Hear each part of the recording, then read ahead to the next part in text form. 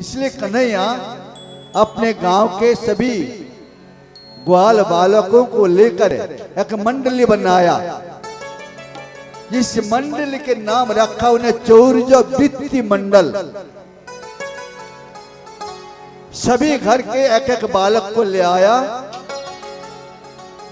और सभी को सिखाया। चोरी विद्या का गुरु है कफलम ऋषि। चोरी करते समय उनकी नाम करने से नियम के अनुसार चोर नहीं पकड़ा जाता है। कन्हैया ने सिखा दिया, हे बाल मंडल सुनो, चोरी करते समय क्या चोरी करना है? मक्खन दही सब चोरी करना है। कफलम कफलम कफलम कफलम, इस प्रकार मंत्र करते करते हम लोग चोरी करेंगे। एक दिन एक गोपिन थी प्रभावती, उनके पुत्र भी आज मंडली में साथ में था। तो प्रभावती ने कन्हैया को पकड़ लिया कि बाड़ी के पीछे छिपी हुई थी। कन्हैया घर के भीतर घुस गए और घुस के मक्खन उतरने लगे।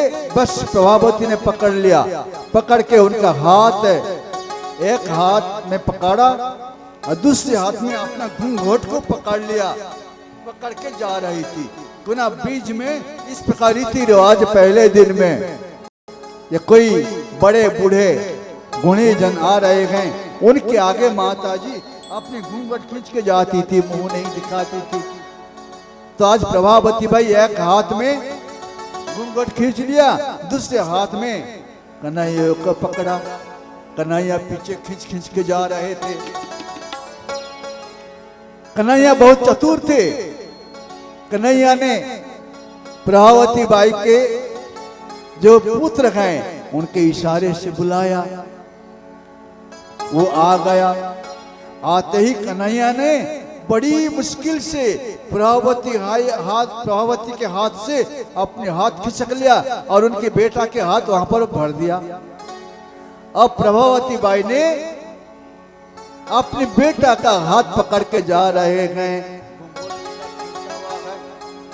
गांव के रास्ता गए, रास्ते में बड़े बूढ़े लोग आते हैं, अतएव अपनी जो रिवाज है मर्यादा उनको बचाते हुए यशोमती माई के अंगना में पहुंच गई और वहां पर हल्ला मचा दी। अरे जसोदा, ओ जसोदा, आज देख कन्हैया को पकड़ के ले आया। कन्हैया को पकड़ के देख।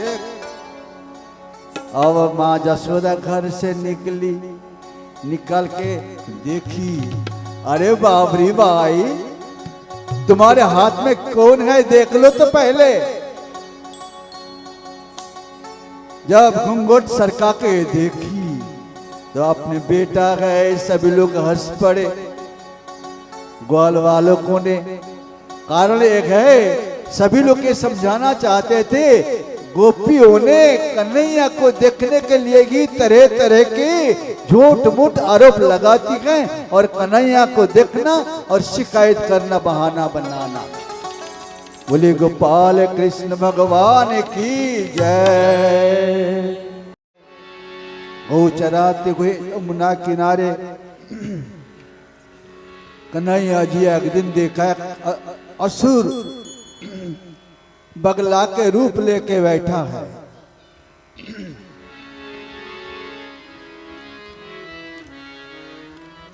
बकासुर नाम उसका है। बकासुर कौन है? बाहर देखने में तो सफेद धग, किंतु भीतर उसका मछली पकड़ पकड़ के खाने का ही नशा है। जलचर जीवों में मछली बड़ी भोले भाले हैं, जल में रहते हैं, वो समझते हैं ये कोई जीव बैठा है भोला भाला, चुपचाप बैठा है साधु जैसे। मछली पास में आ जाए तो अपने चोंच के द्वारा उसको दोनों चोंच से पकड़ लेता है। मछली तड़पता है, बस निकल जाता है। संसार में ऐसी बकासुर आपको बहुत मिलेंगे। बाहर तो आप समझेंगे ये कोई अच्छे हैं, जैसे रावण आया था। रावण आया साधु का वेश में और जगत जननी सीता को हरण करके ले गया। इसी प्रकार बकासुर कोई हो, कन्हैया के शरण में जाने से कन्हैया बचा लेते गए, उद्धार करते गए। एक अघासुर नाम की असुर था। विफल चिंता, श्रीमद् भगवद गीता जी में भगवान जी की कहना गए, मोघासा मोघ कर्माण मोघ ज्ञान विचेतस राक्षसीमा सुरीं चैव मोहिनीं प्रकृतिं स्थिता।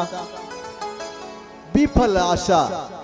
आज लोग समाज में जीवन यात्रा प्रतियोगिता जैसे चल रहा है। पास में कोई किसी को देखा मकान बना रहा है तो हमें भी बनाना चाहिए। पास में कोई देख रहा है उनका लड़का बाहर बहुत दूर पढ़ रहा है, धनवानों के लड़का, मुझे भी पढ़ाना चाहिए। लेकिन ये नहीं देखता है कि हमारे पास क्या धन है, कितना धन है, उसके पास क्या है, कितना धन है, अनुभव नहीं करता। नहीं करके विफल आशा के फंदे में पड़ के लोग तरह तरह की बीमारी बना लेता है। मन में उनका अशांति बना रहता है। और बालक नहीं पढ़ा तो ये दुखी होके फिर बीमारी होके फिर समाप्त होता है। एक है मुघासा या घासुर, एक अजगर सर्प के रूप में पड़ा हुआ था जमुना के किनारे। तो गोप बालकों ने गौ चराते हुए समय देखा और मुंह फाड़ के बैठा हुआ था। अजगर सर्प एक जगह में पड़ा रहता है, कहीं भी नहीं जाता, अलसी जैसे है। अपने आप जो उनके मुंह के पास आ जाए उसको ग्रास कर लेता है, खा लेता है। अतः संसार में सभी को उद्योग करना पड़ता है। बिना उद्यम से किसी को लक्ष्मी मिलने वाले नहीं है। केवल लक्ष्मी मिल गए, आप अपनी भोग से लगा लिया, किसी को नहीं देंगे, ये भी नहीं हो सकता है। आपके पास जो धन है, इस सब धन में बहुतों का हिस्सा उनमें जमा हुआ है। किस प्रकार? आपके पास जो बुद्धि है, बुद्धिर बुद्धिर मतामस्मि, बुद्धिमानों का बुद्धि मैं ही हूं।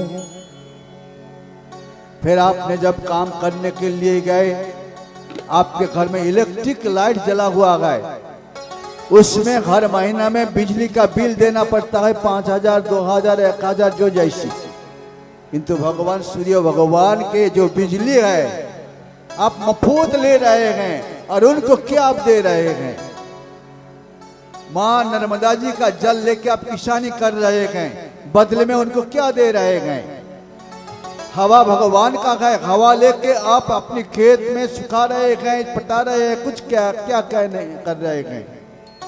तो इसका बिल कौन चुकारा करेगा? और जंगल का लकड़ी लेके आप भोजन बना रहे हैं, आप जंगल को क्या दे रहे हैं? उसका कौन चुकारा करेगा? ये सारे बिल आपको देना पड़ता है। अतएव आपका कमाया हुआ धन के प्रति सभी का हिस्सा है, आप बांट देंगे, आपके पास कुछ रहने वाला नहीं है। अतएव ये असमंज होके जीव झूठ मूठ चिंता में ग्रसित होके अपने को बीमारी में बंदी बना लेता है। इसलिए अघासुर उसका ही नाम है जो अपना जीवन के बारे में, परिवार के बारे में नहीं सोच के चिंता करता है। अघासुर, धेनुकासुर एक वन था वृंदावन में, जो वन के नाम है ताल वन। बहुत जंगल था, ताल भादो की महीना में पका हुआ था। लेकिन जो धेनुकासुर अपने परिवार को लेके वहां पर रहता था, किसी को देता था नहीं।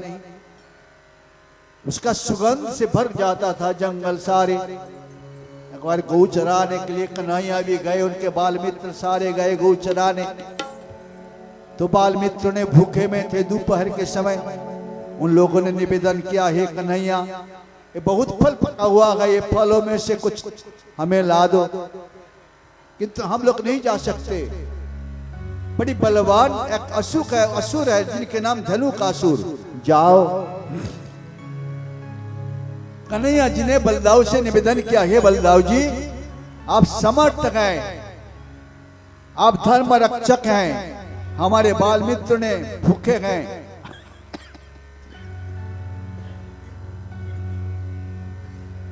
आप ला दीजिए ताल। बलदाऊ जी कमर में दुपट्टा बांध लिया, ताल वन में घुस गए, जाके तार को जो झाड़ था उसको हिलाया और तोड़ डाला। हिलाने से भादों की महीना में पक्का पक्का ताल नीचे गिर पड़े और फूट गए, सुगंध निकल रहा था। और उसका आवाज सुनते ही गिड़गिड़ाहट धनुकासुर उनका परिवार कर लेके आके पहुंचा। कौन है रे, कौन हमारे ताल वन में ताल तोड़ रहा है? तो बलदाऊ जी अपनी बल विक्रम पराक्रम दिखाया। कन्हैया जी ने गए, ये बलदाऊ जी जाके धनुकासुर का पैर, पीछे जो पैर है उनको पकड़ लिया, जो गधा के रूप में जंगल में रहता है तालवन में, और उसको मस्तक के ऊपर घुमाया और ताल की झाड़ में पछाड़ा और मार के फेंक दिया। गधा के रूप में रहता है मतलब क्या है? धनुकासुर जो संसार में रहते हैं और विषय के फंदे में भगवान की भजन नहीं करते हैं, वो गधा जैसे हैं।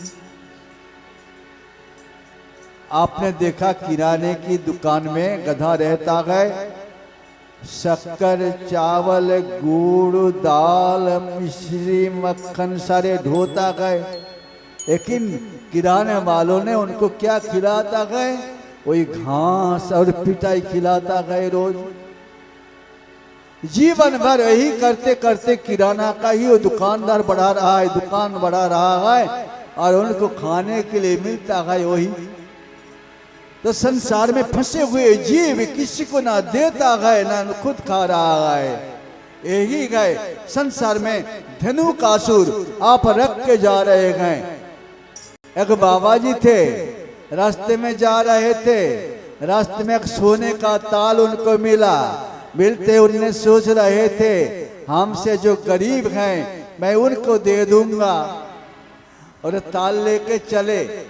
गांव में प्रवेश किया, बड़ा भारी गांव उनने देखा, बड़े बड़े अटारी महल बना हुआ है, 3 मंजिल 2 मंजिल 7 मंजिल बड़े बड़े मकान। किसी को ना खाना देता है ना खुद खा रहा है, मकान बना रहा है।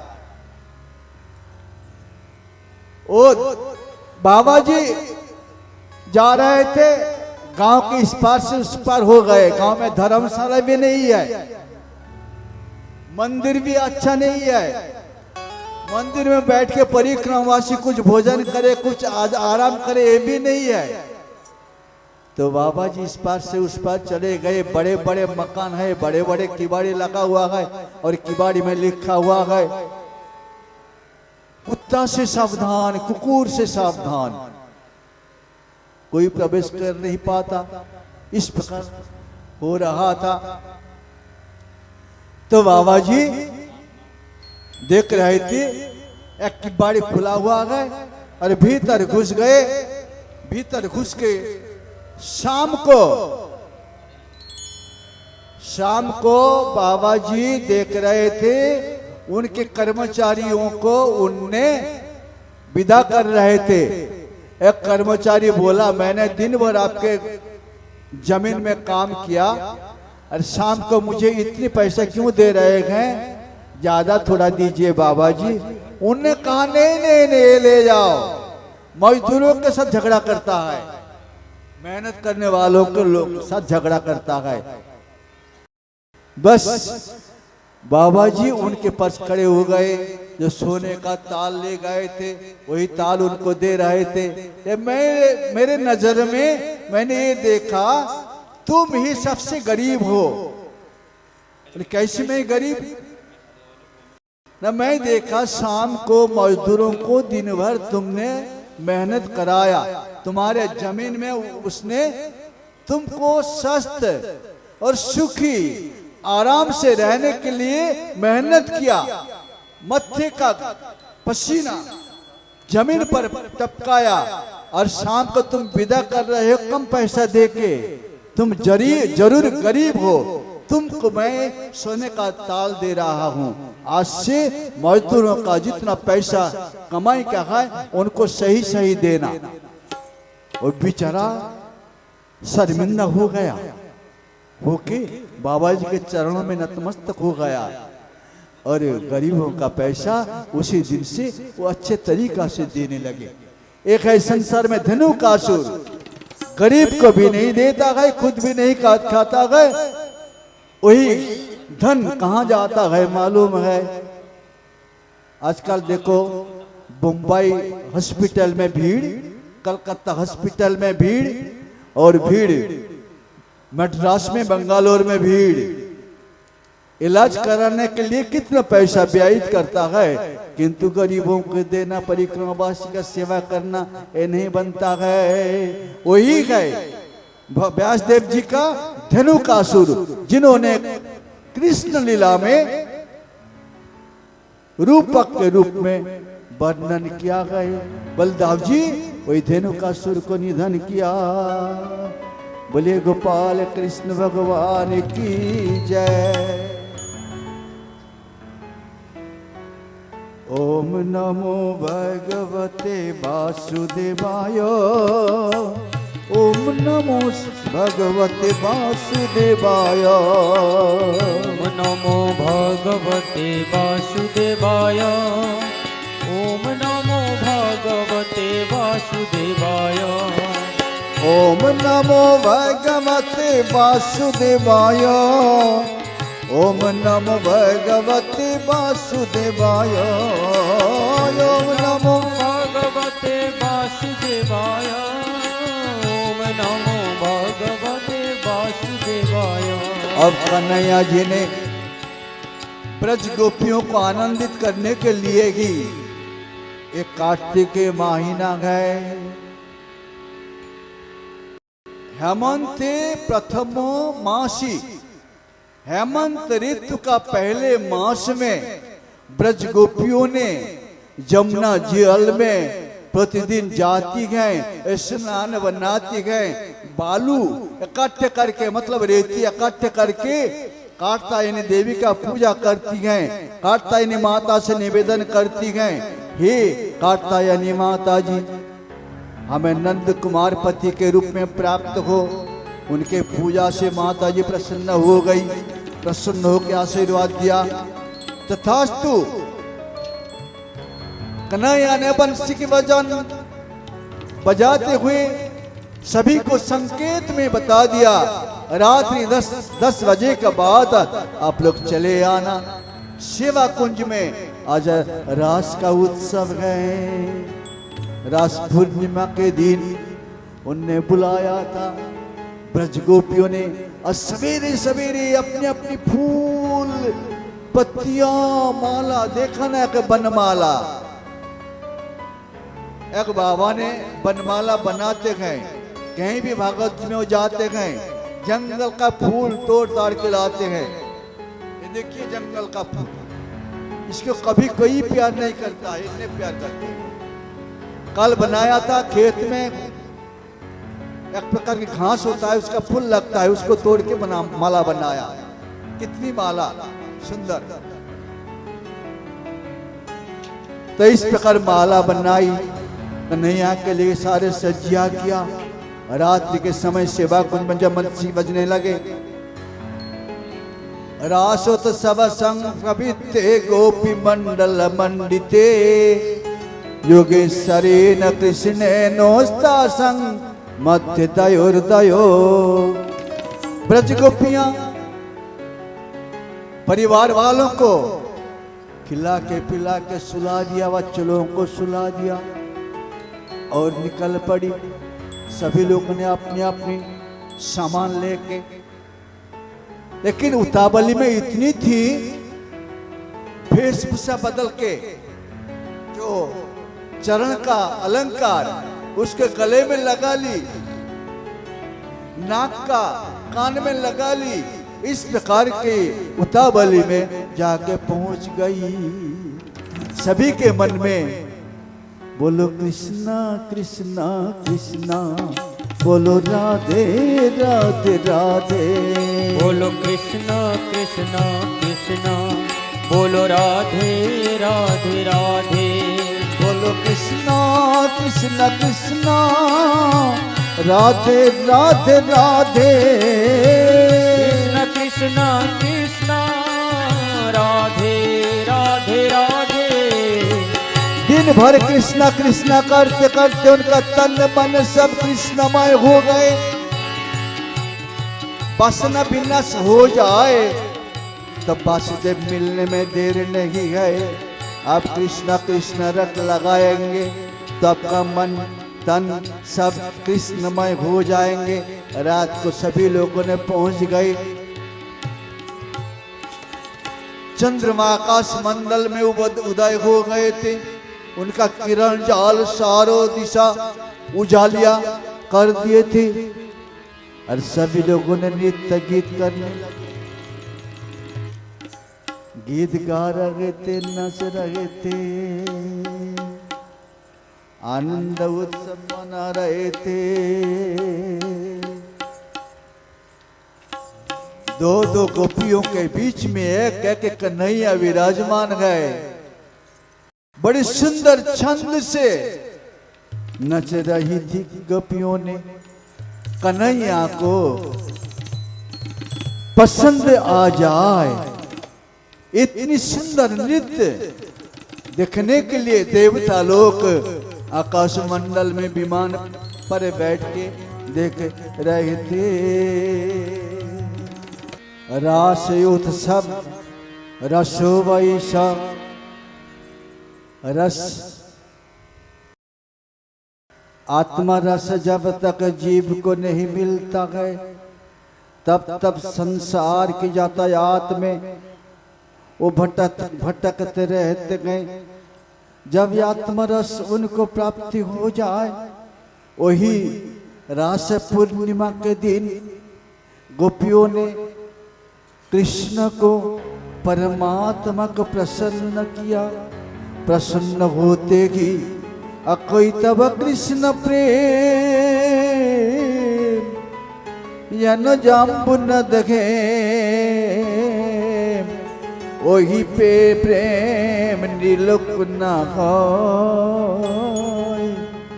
यदि है योग न होय वियोग, वियोग होइले कहना जियाए। निष्काम प्रेम भगवान कृष्ण ने जगतवास के लिए एक दिग्दर्शन दिया। भगवान से मिलना है तो आपको निष्काम प्रेम उनके साथ करना पड़ेगा।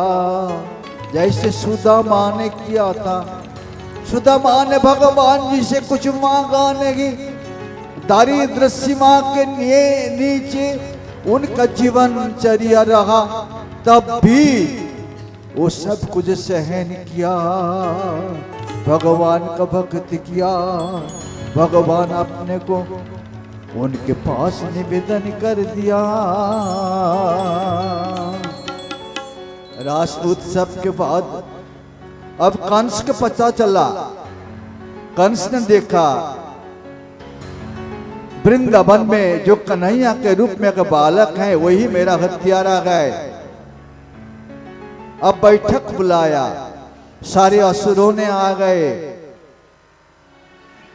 जो चाणूर मुष्टि के ये सारे असुर आ गए, उनको आश्वासन दिया आप एक यज्ञ कीजिए, जो यज्ञ के नाम है धनुष यज्ञ।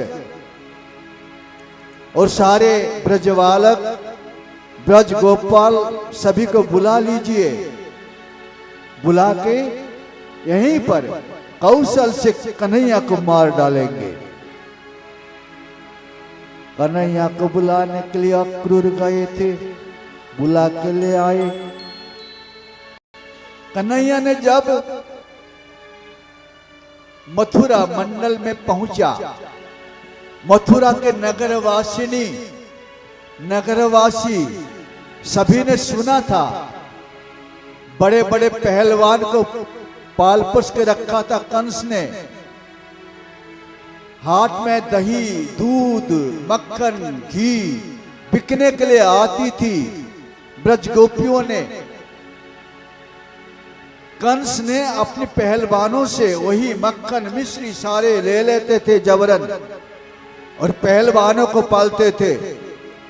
वही पहलवान जो है चाणूर मुष्टिक, उन लोगों ने कहा बुला के लीजिए, यहां पर मल्ल युद्ध करेंगे और उससे कन्हैया को मार डालेंगे।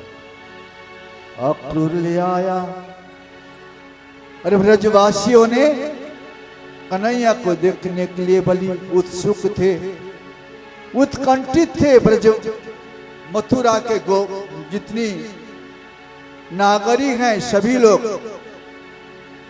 राजमहल पर चढ़ चढ़ के रास्ते के ऊपर कन्हैया जा रहे थे, सभी लोगों ने देख रहे थे। अब कन्हैया जी ने एक माली मिला, सुदामा उसका नाम, उनसे माला ले लिया। सुदामा ने बहुत प्यार से उनको माला पहना दिया। एक दर्जी आ रहा था कपड़ा लेके, कन्हैया ने उनको कहा तुम्हारे पास अच्छे अच्छे कपड़ा है, मुझे दो, मैं राजवाड़ी में जाऊंगा, मुझे कपड़ा चाहिए। दर्जी ने उनको फटकारा था, बोले अरे ग्वाला, तुम ये राजवेश पहनोगे? तो कन्हैया ने उनको तमाचा मारा और उससे उनका मूड उड़ा दिया। और जितने भी कपड़ा वहां पर लाया था गठरी में, अपने ग्वाल वालों को सभी बांट दिया, खुद भी पहन लिया। वो आगे बढ़ रहे थे। आज राजमहल में जा रहे हैं कन्हैया, कुब्जा मिले। कुब्जा चंदन का कटोरी लेके जा रहे थे। कन्हैया को देख के कुब्जा थम गई। कन्हैया ने पूछा तुम कहाँ जा रही हो? कुब्जा ने कहा मैं राजा को चंदन उबाटन करती हूँ, मैं उनकी दासी हूँ। तो कन्हैया ने कहा तुम्हारा चंदन मुझे लेपन करोगी? उनने हाँ भर लिया। धन्य हो गई कुब्जा। तो उन्होंने कन्हैया को चंदन सारे शरीर में श्रृंगार कर दिया। श्रृंगार करते ही कन्हैया प्रसन्न हो गए। कहते हैं कुब्जा तुमने आज मुझे श्रृंगार कर दिया, तुम्हारे कर्म के फल से तुम कुबड़ी बन गई हो, तुमको मैं सीधा कर देता हूं। कुब्जा सामने खड़ी गए, उनके पैर के ऊपर अपना पैर को दबाया और हाथ से थुथनी के नीचे लगाया और झटका लगाया। कन्हैया ने कुब्जा सीधा हो गई। कुब्जा कु बुद्धि जा, कुबुद्धि से क्या जन्म लेता गए? काम रूप कंस का सेवा करने का बुद्धि उनमें भरी हुई थी, उनको सीधा कर दिया। कुब्जा बड़ी प्रसन्न हो गई। अतः हे प्यारे सज्जन, आप भगवान का भक्ति करेंगे, श्री हरि के शरण में आ जाएंगे। आपके पास जो कुबुद्धि है, जिस कुबुद्धि से आप ग्रसित होके सदा के लिए तन मन धन सभी तरफ से दुखी होते हुए भी आप समझ नहीं पा रहे हैं। कन्हैया जी अब वही से कुब्जा ने निवेदन किया, कुब्जा हे प्रभु आज हमारे घर चलिए। कन्हैया ने कहा जिस काम के लिए मैं यहाँ पर आया हूँ वो काम मुझे पूरी करना पड़ेगा, इसके बाद जाऊंगा।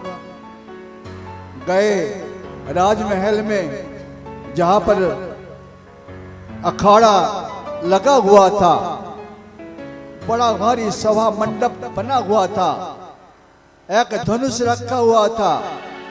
उस धनुष को तोड़ के कन्हैया ने फेंक दिया। कुबलाया पीड़ नाम के हाथी था, उसको भी कन्हैया मार डाला। और चाणूर मुष्टिक इनको भी मार डाला। कंस डर गया था, सिंहासन में बैठा हुआ था।